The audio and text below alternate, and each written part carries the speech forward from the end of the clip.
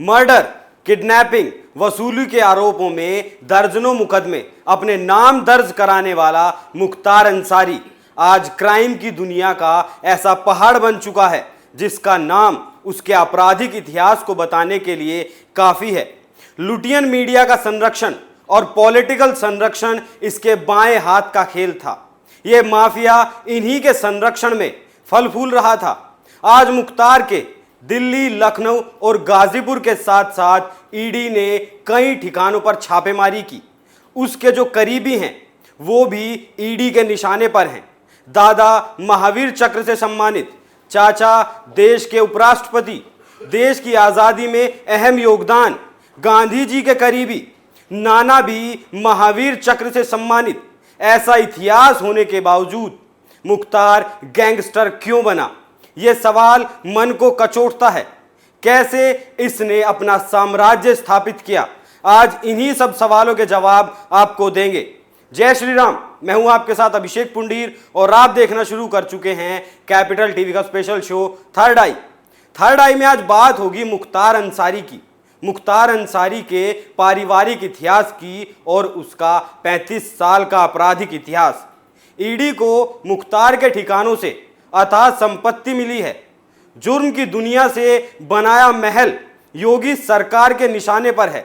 योगी सरकार अब तक मुख्तार की करीब 400 करोड़ की काली कमाई पर बुलडोजर चला चुकी है। बावजूद इसके अभी हजारों करोड़ की संपत्ति बाकी है। जांच एजेंसियों ने दिल्ली, लखनऊ, गाजीपुर और मऊ समेत 15 ठिकानों पर छापेमारी की। मुख्तार अंसारी और उसके करीबियों के कई ठिकाने भी खंगाले जा रहे हैं। इतना ही नहीं, मुख्तार के मोहम्मदाबाद वाले घर पर भी ईडी की छापेमारी जारी है। ईडी ने मुख्तार अंसारी और उसके करीबियों पर शिकंजा कस लिया है। इसके अलावा ईडी ने अफजाल अंसारी, विक्रम अग्रिहरी, गणेश मिश्रा और खान बस सर्विस के मालिक के यहां भी छापे मारे। लखनऊ के डालीबाग में ईडी की टीमें पहुंची। मुख्तार के ग्लोरीज लैंड डेवलपर, विकास कंस्ट्रक्शन, अंसारी कंस्ट्रक्शन एंटरप्राइजेज के लेन देन का ब्यौरा देखा जा रहा है। सोर्स के मुताबिक बैंक के लेन देन के दस्तावेज ईडी टीम को मिले हैं, उन्हें जब्त किया जा चुका है।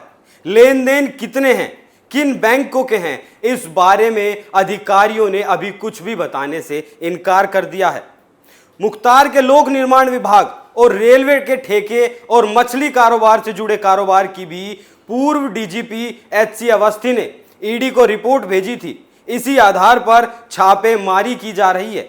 इस केस में मुख्तार के परिवार के लगभग सभी लोगों से पूछताछ हो चुकी है। कई नोटिसों के बाद बेटे अब्बास अंसारी, उमर अंसारी और बड़े भाई सिगबतुल्ला अंसारी से भी पूछताछ हो चुकी है। इसी साल मई में अफजाल अंसारी से प्रयागराज के रीजनल ऑफिस में 10 घंटे तक पूछताछ ईडी ने की थी। आगे बढ़ने से पहले इसका काला इतिहास भी जान लेना जरूरी है। पहली बार 1988 में मुख्तार ने पहला जुर्म किया, जब क्राइम की दुनिया में पहली बार सामने आया मुख्तार का नाम। 1988 में मुख्तार का नाम जुर्म की दुनिया में पहली बार आया जब मंडी परिषद की ठेकेदारी को लेकर लोकल ठेकेदार सच्चिदानंद राय की हत्या के मामले में मुख्तार का नाम सामने आया। इसी दौरान त्रिभुवन सिंह के कांस्टेबल भाई राजेंद्र सिंह की हत्या बनारस में कर दी गई, इसमें भी मुख्तार का नाम सामने आया। उसके बाद शुरू हुई ब्रजेश सिंह से दुश्मनी। माफिया डॉन ब्रजेश सिंह से हुई दुश्मनी। 1990 में गाजीपुर जिले के तमाम सरकारी ठेकों पर ब्रजेश सिंह गैंग ने कब्जा करना शुरू कर दिया। अपने काम को बनाए रखने के लिए मुख्तार अंसारी के गिरोह से उनका आमना सामना होता रहा। यहीं से ब्रजेश सिंह के साथ इसकी दुश्मनी शुरू हो गई। 1991 में चंदौली में मुख्तार पुलिस की पकड़ में आया, लेकिन आरोप है कि रास्ते से 2 पुलिस वालों को गोली मारकर वो फरार हो गया। इसके बाद सरकारी ठेके, शराब के ठेके, कोयले के काले कारोबार को बाहर रहकर हैंडल करता रहा। 1996 में एएसपी उदय शंकर पर जानलेवा हमले में उसका नाम एक बार फिर सुर्खियों में आया। साल 1996 में मुख्तार पहली बार एमएलए बना। उसने ब्रजेश सिंह की सत्ता को हिलाना शुरू कर दिया। 1997 में पूर्वांचल के सबसे बड़े कोयला व्यवसायी रुंगटा के अपहरण के बाद उसका नाम क्राइम की दुनिया से देश में छा गया। आरोप है कि 2002 में ब्रजेश सिंह ने मुख्तार अंसारी के काफिले पर हमला करवाया। इसमें मुख्तार के 3 लोग मारे गए, ब्रजेश सिंह घायल हो गए।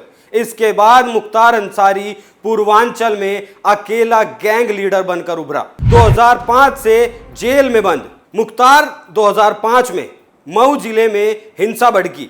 अक्टूबर 2005 में मऊ जिले में हिंसा भड़की। इसके बाद मुख्तार पर कई आरोप लगे, हालांकि वो सभी राजनीतिक रसूख के चलते खारिज कर दिए गए। उसी दौरान इसने गाजीपुर पुलिस के सामने आत्मसमर्पण कर दिया, तभी से ये जेल में बंद है। इसी दौरान कृष्णानंद राय से मुख्तार के भाई अफजल अंसारी चुनाव हार गया। मुख्तार पर आरोप है कि उसने शार्प शूटर मुन्ना बजरंगी और अतिकुर रहमान उर्फ बाबू की मदद से 5 साथियों समेत कृष्णानंद राय की हत्या करवा दी। 2010 में अंसारी पर राम सिंह मौर्य की हत्या का आरोप लगा।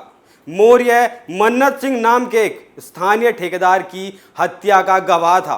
मुख्तार और उसके दोनों भाइयों को 2010 में बसपा ने पार्टी से बाहर कर दिया। क्या था कृष्णानंद राय मर्डर केस? साल 2005 में मुख्तार अंसारी जेल में बंद था। इसी दौरान बीजेपी विधायक कृष्णानंद राय को उसके 5 साथियों समेत सरेआम गोली मारकर हत्या कर दी गई।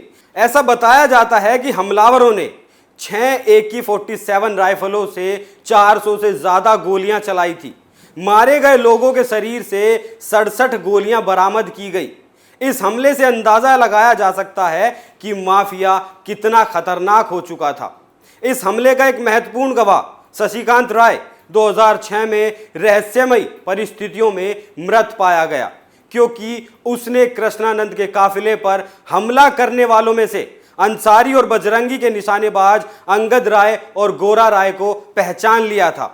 कृष्णानंद राय की हत्या के बाद मुख्तार अंसारी का दुश्मन ब्रजेश सिंह गाजीपुर मऊ इलाके से भाग निकला। 2008 में उसे उड़ीसा से गिरफ्तार किया गया। 2008 में अंसारी को हत्या के एक मामले में एक गवाह धर्मेंद्र सिंह पर हमले का आरोपी भी बनाया गया। साल 2012 में महाराष्ट्र सरकार ने मुख्तार पर मकोका लगाया। उसके खिलाफ हत्या, अपहरण, फिरौती जैसे कई आपराधिक मामले दर्ज किए गए। इसके बाद शुरू हुई ब्रजेश सिंह की कहानी। मुख्तार की हत्या के लिए दी गई 6 करोड़ रुपए की सुपारी। मुख्तार अंसारी की हत्या के लिए ब्रजेश सिंह ने लंबू शर्मा को 6 करोड़ रुपए की सुपारी दी। इसका खुलासा साल 2014 में लंबू शर्मा की गिरफ्तारी के बाद हुआ। इसके बाद से जेल में अंसारी की सुरक्षा बढ़ा दी गई। लेकिन अभी पिछले दिनों ब्रजेश सिंह जेल से बाहर आ गया और कहा जा रहा है कि दशकों पुरानी ये रंजिश एक बार फिर नई आग लगा सकती है। अब आपको बताते हैं इसके परिवार का इतिहास। मुख्तार अंसारी के दादा इंडियन नेशनल कांग्रेस के अध्यक्ष रह चुके हैं। उसके दादा का नाम भी मुख्तार ही था, जिन्होंने देश की आज़ादी के लिए अहम रोल अदा किया। इसके लिए उन्हें महावीर चक्र से भी नवाजा गया। दादा की तरह मुख्तार के चाचा ने भी देश के लिए अपनी सेवाएं दी। मुख्तार के चाचा हामिद अंसारी देश के उपराष्ट्रपति रहे। वहीं मुख्तार के भाई अफजल अंसारी मौजूदा समय में गाजीपुर से सांसद हैं। मुख्तार के अन्य परिवार के सदस्यों की तरह नाना का नाम भी नामचीन हस्तियों में शुमार था। ब्रिगेडियर मोहम्मद उस्मान, जिन्हें अपनी सेवाओं के लिए महावीर चक्र दिया गया था, वह मुख्तार के नाना थे। 1947 में इन्होंने न सिर्फ भारत की तरफ से नौशेरा की लड़ाई लड़ी थी, बल्कि हिंदुस्तान को जीत भी दिलाई थी। हालांकि इस जंग में वो खुद शहीद हो गए थे। बाहुबली मुख्तार के बेटे अब्बास अंसारी शॉटगन शूटिंग के इंटरनेशनल खिलाड़ी रह चुके हैं। टॉप शूटरों में शुमार अब्बास ने दुनिया भर में कई पदक जीते, लेकिन अफसोस मुख्तार को जुर्म की दुनिया में जाना था, अकूत संपत्ति का मालिक बनना था, बेगुनाह लोगों को मौत के घाट उतारना था। आज तक ये अपने राजनीतिक रसूख के चलते बचता आ रहा था, लेकिन अब सूबे में योगी का राज है।